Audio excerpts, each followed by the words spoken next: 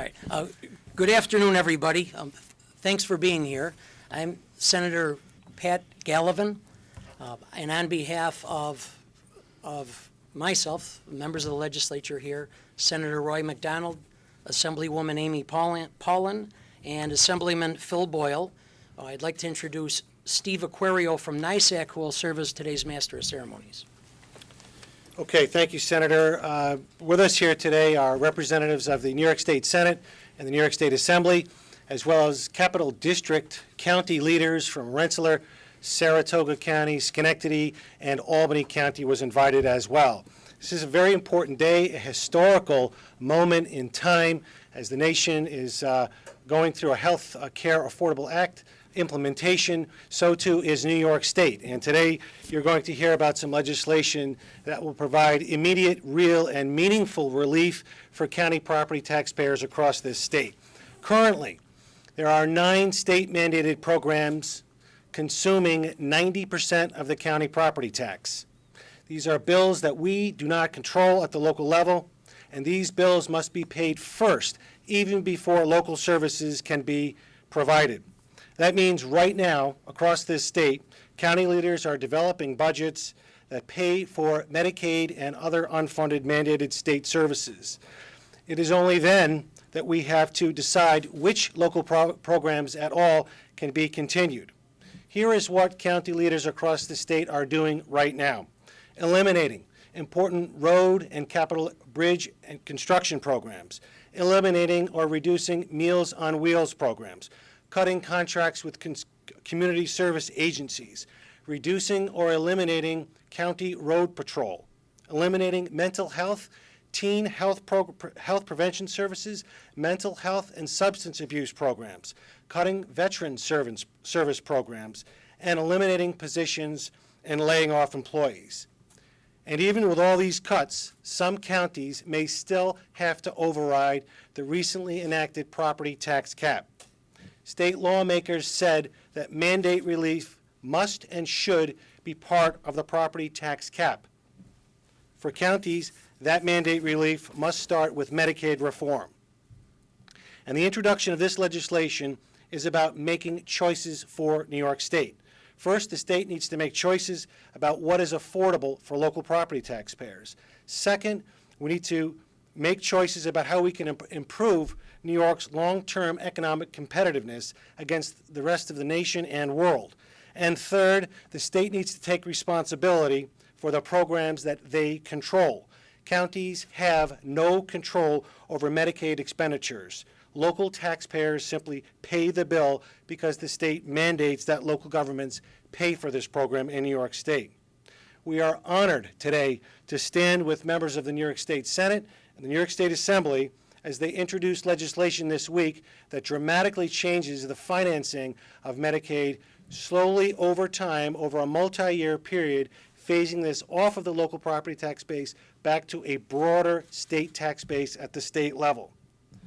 And I'm pleased to say that this is a very important time and, again, a unique opportunity for this state to take advantage of the Affordable Care Act and its implementation in New York. And at this time, we're going to turn it over to Senator McDonald, who's going to have a few remarks about what this means in his district right here in the Capital District, then go to Senator Gallivan, and then hear from Assemblywoman Amy Paulin from Westchester County, and then take some comments from other local leaders that are with us. Thank you, Stephen. Thank you. Steve said a lot, didn't he? He drove home the point about the programs and the services and about the mandates. The mandates basically are somewhat unreasonable and unfair. Our counties in upstate New York use property tax as the driving force to pay for these programs. Property taxes are out of control. Today, more than anything, this is a day where we control property taxes. We cut them. The issue here is that 48 states out of 50, the states pay all of the Medicaid mandated costs. Only 2 states, California and New York, require that local governments pay 25% approximately. So 50% is paid by the federal government, 25% is paid by the state, in our case the state of New York, and 25% is paid by the local governments through property taxes. We cannot allow this to continue. Property taxes are killing our upstate economy. Of all the taxes, all the fees that we encounter, people talk about property tax is the worst, the most unfair. So what we've come up with, which is not easy, people from different parties, people from different houses, the Assembly, the Senate, Republican and Democrat, a responsibility of trying to change this. To have the state eventually take this over, to freeze the cap, and for them to take the expense, which is the way it should be. More details will come with speakers after me. You see before you property tax levies for both my particular counties, Rensselaer and Saratoga counties, and the major difference that will occur there if we're successful. Why did we start it now in September? As far as I'm concerned, the New York State legislative session starts today, and this is one of the premier issues that we have to deal with. We will be marketing this issue. We will be lobbying people. We'll be talking to our taxpayers to lobby their legislators, our fellow public officials at the local level. This is critical. It's been said this is a very important day, and other folks will be standing up here talking about it. But make no mistake about it, upstate New York, because it has a different form of revenue structure than, say, New York City, is paying more than its share. We have got to turn around and get the burden of the property taxpayer lowered, or there will be no upstate New York. So Medicaid is becoming a major issue, and the transfer, the way it should have been, the way it was originally thought up nationwide, is it's got to be transferred to the state of New York over a period of time, but it's got to happen now, not tomorrow. It's got to start now. So that's what we're here for. There'll be a lot of questions. Please review these two boards, if you will, in reference to my own counties. This will happen, and this needs to happen. And I thank everybody involved here at all different levels. Thank you, Steve. Thanks, Senator. This was a historic year, and we're coming before you today with the introduction of what we think is historic legislation. If we go back in the year, we look at some of the accomplishments of the legislature. First and foremost, getting a budget done on time, some say early, filling a $10 billion hole without any new taxes, without borrowing.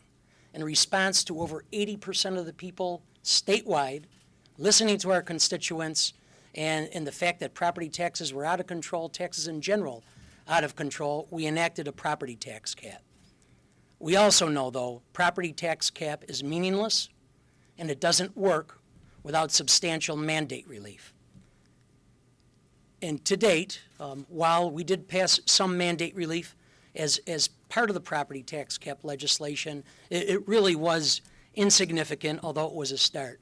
But we look at where do we start? With the single largest state mandate. The single largest state mandate that drives property tax increases is clearly the most logical place to start, and that's Medicaid. Our legislation initially will freeze Medicaid spending to this current year level. So beginning in 2012, we're calling for freezing Medicaid spending, at least the local share of Medicaid spending, no increase. Later on in the year, we will begin phasing in the state takeover of Medicaid, which will take place over an 8-year period. The first year alone, we'd anticipate that this will save local property tax payers, whether it's businesses or individuals, and county budgets over $250 million. For too long, the states developed newer expanded programs and saddled local governments with the significant responsibility for funding them. Pretty easy to be generous when someone else is paying the bill. We're looking at a number of different things, and you might ask yourself how we're going to pay for it. Steve already mentioned the Affordable Care Act and the potential savings and efficiencies that will ultimately be realized by that. We look at the Medicaid redesign team, the work that has started, and what we see in the future is the efficiencies and the savings generated by that. We know that in the past couple of years, New York State passed legislation that required the state takeover of the administration of Medicaid.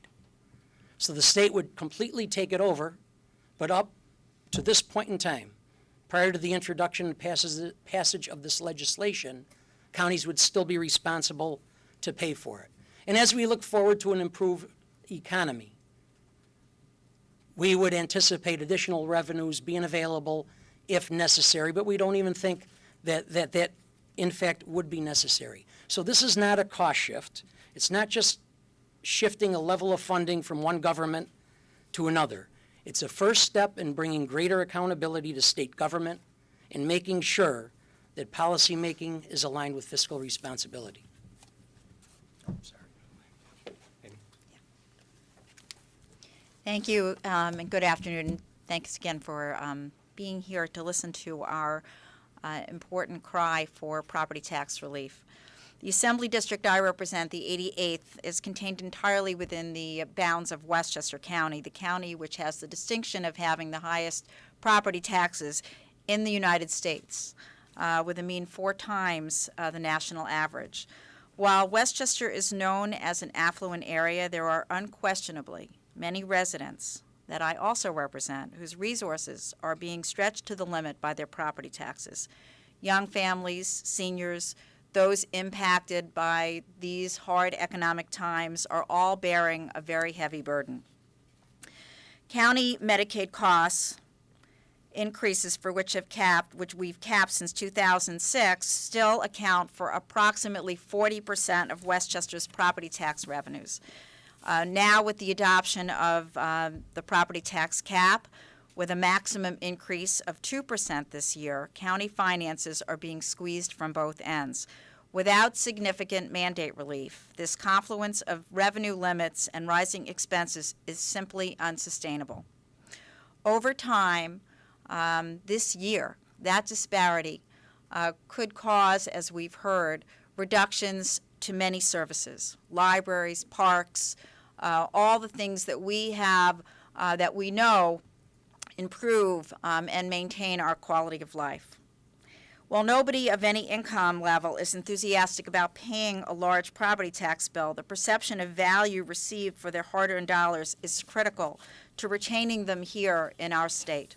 Without that, we risk their flight in our area to our neighbors in Connecticut and New Jersey and Pennsylvania, and we need to ensure that we retain them here. I believe that the residents of my district and the people of the state of New York are entitled to meaningful property tax relief. I think we owe the individuals and families who have invested in their communities here in New York our best efforts to keep them here. They deserve a Medicaid system that makes sense, one in which the entity that administers the program and makes the determinations pays for the cost. Bill Ryan. I'm president of the New York State Association of Counties, and this is, I have to tell you, this is an exciting day. It's a historic day, and I'm going to tell you in a moment why I feel that way. But once again, a real, I guess collectively for all of the 57 counties and the 5 boroughs of the city of New York, I can stand here as president and say thank you to these members of the legislature for stepping forward to do something that is so very important.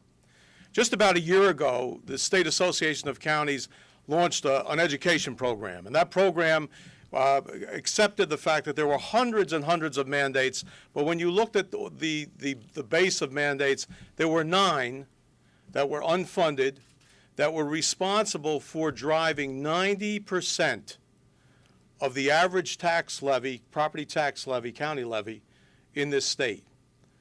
Hundreds of them, but only 9 drove the 90% of the total county property taxes in the state.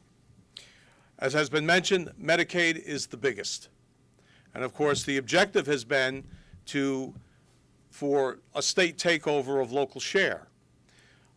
Legislator Paulin mentioned, in Westchester County, that's a substantial burden. Right now in this year, $211 million, if I can use Westchester as an example, $211 million is the figure for the local costs of Medicaid to county taxpayers in Westchester. Obviously, you can see if those costs were taken over by the state, you could immediately introduce a 38 to 40% tax decrease, property tax decrease in Westchester. That is very, very significant property tax relief. You get away from the arguments of, well, you know, can we find people that might be able to advance a 1% decrease or a 2% decrease, or a week later you spend most of your time nickel and diming your important agencies, especially your community-based nonprofits, agencies that ensure the quality of life in your counties. You start to, Steve had a long laundry list of items I can add to it. Invest in Kids bites the dust. Neighborhood health centers, clinics, programs for youth and women and families. All of these things get hammered. In some cases, proposals to eliminate them are necessary in order to bring the entire budget into balance. So I look at this as very significant for the large counties like Westchester, where there's a substantial impact, but also for the upstate counties, where the impact of unfunded mandates and Medicaid can be devastating. So we really have run out of time. And the year was interesting, as Senator Gallivan mentioned. A lot of things happened. But one of the things that we took note of was we recognized the cap as a tool, but a useless tool unless it was accompanied by substantial Medicaid relief. And it was also mentioned that there was some relief granted at the time of the passage of the legislation, but we really need something that is significant. You have to go to the largest 9, and appropriately so, you go with the top 1, Medicaid, because of some of the things that have already been set in motion. In particular, a year ago this past July, with the legislation that was passed on the takeover administration. To conclude, let me just mention something to you to bring it back into the context as to why I feel the way I do.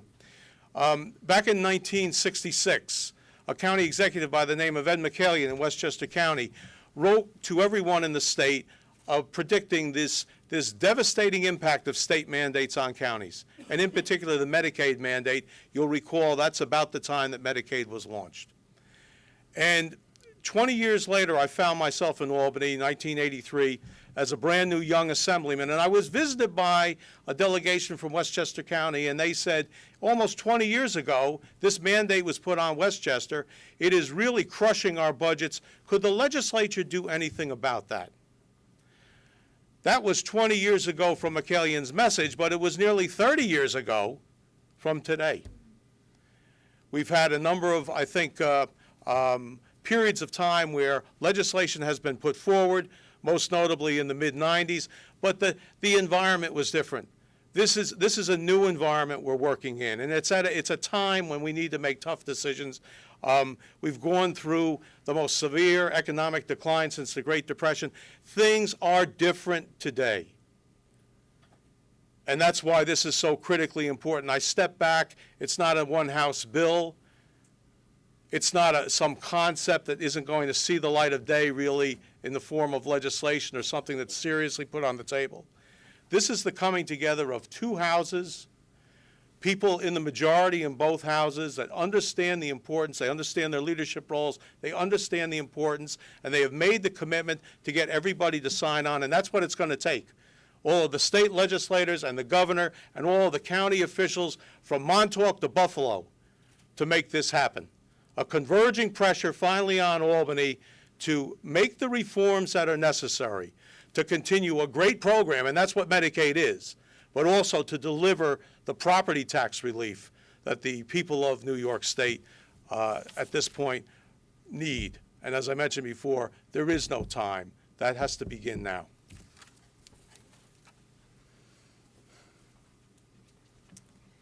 Well, good afternoon. I'm Maggie Brooks. I'm the president of the County Executives Association of the New York State Association of Counties.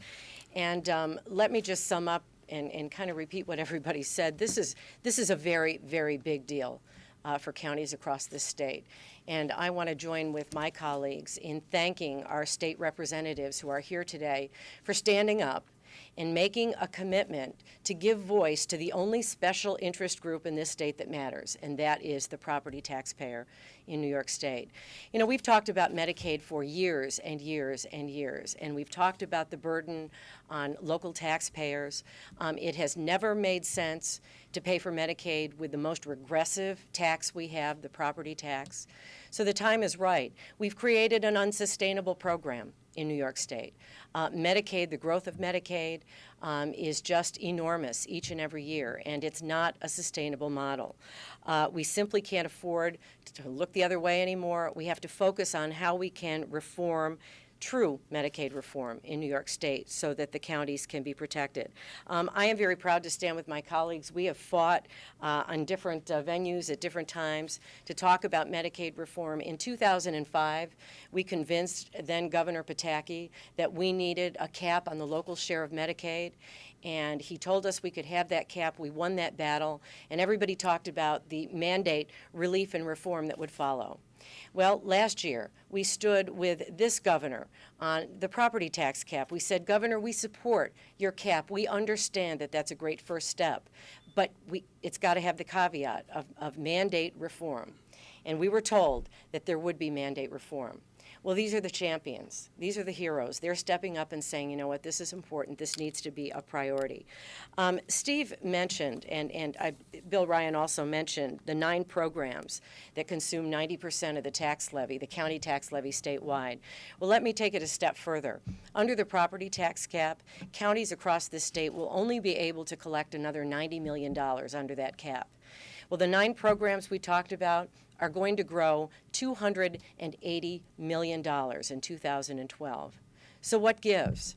Public safety, youth programming, senior programming, our parks, keeping our parks open, our quality of life services will suffer because we're going to be making difficult choices. Already there are probably a dozen counties in New York State that are talking about overriding the property tax cap because they can't make it work without mandate reform. Nobody wants it to fail, and so we all have to stand together. In Monroe County, I have a $1 billion budget. 82% of my budget is controlled and mandated because of state programs. 45% of that is the Medicaid program. So the time is now, the time is right. NYSAC has always said that the fiscal responsibility for services should reside with a level of government that has the decision-making authority over those services. Well, in the case of Medicaid, that is the state. We're willing to work with our legislature, work with our governor on making this takeover a reality, making sure that it does work. But at the end of the day, the goal, the outcome has to be one simple thing: protecting and providing real relief to property taxpayers in this state. When they open their tax bills this year, they're going to be looking for relief because we told them that's what they were going to get with a property tax cap. They're going to be disappointed unless we have mandate reform. So I thank, again, our state representatives, and I'm proud to be here to be able to thank them in person. And we're going to go ahead and make history, and we're going to get this done. And New Yorkers will be better because of it. Thank you. To conclude, we'll ask Kathy Gimeno from Rensselaer County, the Rensselaer County Executive, to give a local perspective, and then we'll take questions. Thank you, Steve. Good afternoon. I'd like to start out by thanking Senator Roy McDonald, my senator, Senator Gallivan, Assemblywoman Paulin, Assemblyman Boyle, for introducing this legislation. This is critical legislation. You've heard from a statewide perspective the issues that are to be addressed with this legislation. Let me put a local face on this. You see in the chart to the left, all other spending takes 42% of our property tax levy. Medicaid alone, 58% of our property tax levy in Rensselaer County. When I look at all of the mandated programs that we are required to provide, and I compare them to all of the local tax dollars that we raise, property tax, sales tax, hotel motel tax, we spend 89 cents of every dollar on bills that are handed to us by virtue of state law. We have 11 cents on which we can spend for senior services, for veteran services, for road and bridge maintenance, for youth services. So we are about a month away from presenting our 2012 budget. And I have 9 mandates that were spoken about growing in excess of $6 million. my property tax cap allows me to raise another $1.2 million. I'm looking, as I do every year, at what are the non-mandated services that we will have to adjust in order to live within the cap, in order to live within what our taxpayers can afford. And some will say, well, you need to tighten your belt. Well, I can tell you that when we look at our spending on local programs, over the last 5 years, that number has gone down 11%. But when I look at our spending on the state-mandated programs, those programs over which we have no control, those programs that we are said, here are the rules, pay the bill, those programs have gone up 54%. We know how to control our own local costs. What we can't control are the costs that are determined here in Albany. This bill will move to change that. This bill will leave me perhaps in a position, if this happens, that I don't have to decide whether I'm going to cut senior meals or whether I'm going to tell the veterans who are coming back from Iraq and Afghanistan that I can't help connect them with their federal benefits. This will hopefully prevent me in the future from having to make a decision about, do I tell our youth that they're not going to have their after-school programs that we've been trying to fund? Or do I tell the traveling public in Rensselaer County that they're going to have to put up with potholes and rough roads and potentially very dangerous conditions? Do I tell the people that are living in our county that they're going to have to deal without a sheriff's road patrol? Or do I tell them that it may take longer to answer that 911 call? These are the decisions that I don't want to have to make, that I get, quite frankly, angry about having to make every year this time of year, that I'm hoping that this takeover of Medicaid costs will put to rest. Now, I know this is not an easy task to get done. This is a big rock that we're pushing up a big hill. But I have told my senator, Senator McDonald, that we in county government will stand with him. I feel confident that other counties will stand with him. And I also feel confident that when we tell seniors we're trying to protect your services, your meals, your ability to come to a senior center and get exercise programs, when we tell our veterans we're trying to protect their ability to tap into their federal benefits, when I tell people we're trying to protect public safety, I feel confident that we will have the public support of this legislation as well, to the point where I think we can say to our state legislators, don't come home without this. Thanks very much. Questions? Unless- Steve? Go ahead. This has been something that counties have been asking for a very long time, and since I've been around here, so. Right. What is the difference this time? I mean, that's gonna make this happen? How close do you think it is to happen? Well, let's look what happened, why this started. In 1966, Governor Rockefeller imposed this program. Lyndon Johnson offered it to the nation. At that time, the state imposed it on the local property tax base. Almost immediately after that action by the state, counties started to raise property taxes and also call for sales tax increases. What has happened over this 45, 50-year period of where we're approaching right now is high property taxes and high sales taxes, and a double negative. What is different about 2012 is the implementation of the Federal Affordable Care Act, combined with the savings achieved by the Medicaid redesign team. Both factors coming together provide a unique opportunity for the state to truly implement this program. Doesn't the Affordable Care Act expand the number of people who are eligible for Medicare, which would therefore increase the cost? I've seen figures that I think 90,000 more New Yorkers by 2014 would be in Medicaid. As we understand it, that new population is accurate, does expand, but is paid for by the federal government. The move by Cuomo to cap Medicaid growth, with his Medicaid redesign, does that mesh? Are you looking for a zero increase in 2012? And is that what the Medicaid team is looking at also? I know they're looking at cap it at an inflation rate. The governor was brilliant in implementing a global 4% cap in Medicaid. Unheard of. It never happened before. With the legislature's consent to that Medicaid redesign team example, really set in motion a course for all of these types of things to happen. So it is because of that global Medicaid cap of 4% growth. It was 9, 10, 11% the last few years and trending that way forward. So by doing that and the other Medicaid redesign team savings, we're talking about tens of billions of dollars of savings over the next decade. Let me also add with Go ahead, that. That also lets us know that it isn't merely a shifting of cost from the counties to the state. I mean, the state is now bound with the spending cap on this. But then we have the different things in play that you've heard us talk about that will realize these efficiencies and produce savings, and we'll still be able to take care of the people who need these services. So do you think you can bridge the difference between 4% and 0%? That's a lot of dollars there. Well, let me just say that, remember, when we're talking about the state Medicaid growth, and we're talking about a 9 or 10% over the last few years, that's what we're talking about, reducing to 4%. So, but the counties, we didn't reduce. There was no plan when we said, okay, we're gonna cap the state at 4, which is essentially taking off quite a lot of money from the state, because presumably it would have gone up the same 9, 10, or 11 unless we implemented the Medicaid reform team to be able to adjust and realign and figure out, what we could do better. But we didn't do that for the counties. So what this bill is doing is essentially, at least in the beginning, recognizing that some of those savings have to be also given to the counties.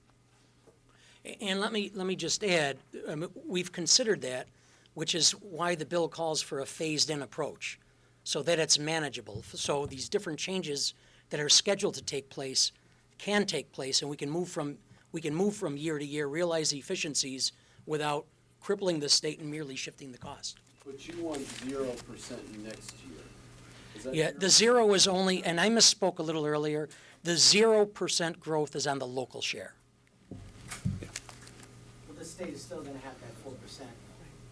Yes. Of the share that it has today, okay. Yes. All right. Don't forget where the money's coming from the local. It's coming from the property tax payer. They can't pay anymore. If you're in upstate New York, we've reached that saturation point. It's simply not fair. As the folks here said earlier, we got to throw that flag, no more, and we're going to have to change the way we do business. That's simple. You don't want to see counties that are bankrupt. You don't want to see counties that are reducing these critical services. Can't do it. In fact, it would be stupid for the state to allow it, because they're going to end up picking up these type of services just to protect the public. So things are changing, and as it was said, this is a very unique day. We started the session early this year. This is 2012 as far as I'm concerned. The session starts now. This is a major priority for all of us. So when you talk to us about different issues, and you're always welcome to hear your thoughts on different issues, eventually we're going to get back to this issue. We're not dropping it. How does this not shift costs onto the state? I mean, you've got $7.3 billion going to tax the state from Medicaid. How does that not get shifted back on the personal income tax or some other kind of Right. revenue? Well, this is, first of all, this is about choices. The governor, the legislature has to make a choice. They enacted in 2011 a series of Medicaid reform redesign proposals, which will free up, as the Assemblywoman was saying, state savings.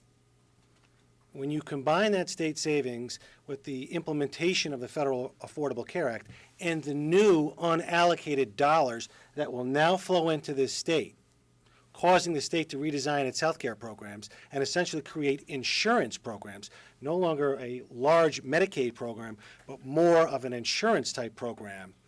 Therein lies the savings and the unallocated dollars to help pay for this. Do you think if there's enough savings in these steps that it would actually pay for itself? Is that- Without question, there are tens of billions of dollars over the next 10 years, both on the federal and state side, to help pay for this. I don't see anyone from New York City here, and you're presumably going to need some of those votes to get this through. What is it that you can offer city lawmakers where property taxes are not a concern, as we all know? They're going to want something for their support, I would think. Well, on this. it's How do you always, sell this in to our them? world, a give and take, and as a legislator.